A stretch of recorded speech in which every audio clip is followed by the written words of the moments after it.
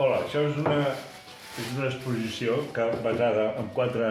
escultures en pedra, bueno, 6, em sembla que n'hi ha 6, que són d'una sèrie que es diu Germinacions, i són pedres més o menys trobades amb una intervenció mínima on expresso les últimes formes que treballo. I està acompanyada per una sèrie que es diu fet en paper, he treballat amb pedres premsades en paper, i això és una sèrie que es diu La Rovellada, que he fet aquest últim any. I són